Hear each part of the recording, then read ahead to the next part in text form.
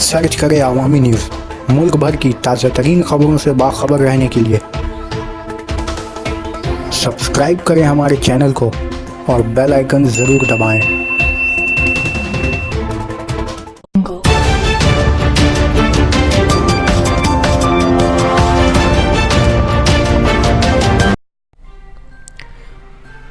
जो गांधी से नाबिल्ड वो एनआरसी पर महवे गुफ्तगू, सोमन मित्रा।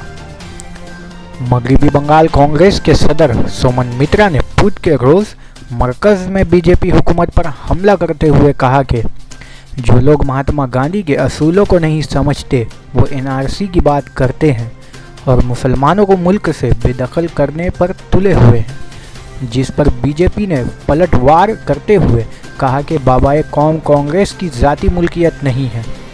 वाज़ह हो कि सोमन मित्रा ने मेयर रोड पर सुबुध मुल्क चौराहे से गांधी चश्मे तक महात्मा गांधी के 150वीं योम पैदाइश के मौके पर मार्च में हिस्सा लिया।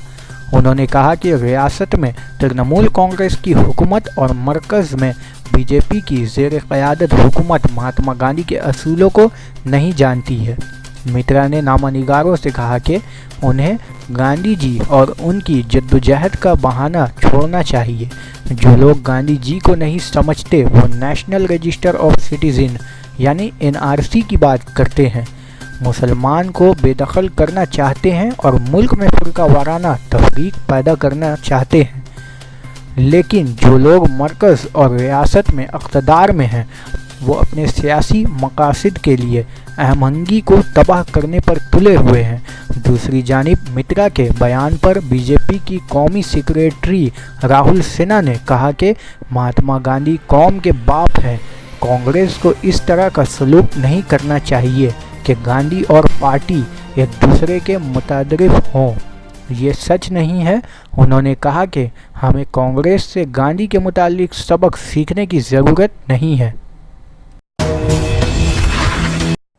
राज्य এবং রাষ্ট্রে যারা সরকারে এসেছেন তারা জীবনে কেউ গান্ধীজির সম্বন্ধে পড়েনি না, দেখেনি না, আর তার স্ট্রাগলও জানেন না।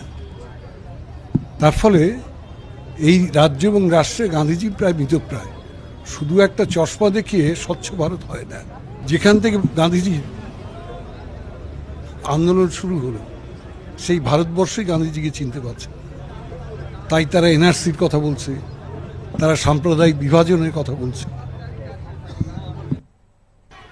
শুরু থেকে কংগ্রেস এমন একটা ভাব তৈরি করে রেখেছিল গান্ধী ওদের পার্টির প্রপার্টি, পার্টির বাইরে গান্ধীজিকে বের করা যাবে না। কিন্তু গান্ধীজি তো পার্টির সম্পত্তি নয়, গান্ধীজি জাতির জনক, রাষ্ট্রীয় সম্পত্তি। গান্ধীজির চিন্তা ভাবনা সারা বিশ্বকে পথ দেখানোর মতো উপযুক্ত চিন্তা ভাবনা।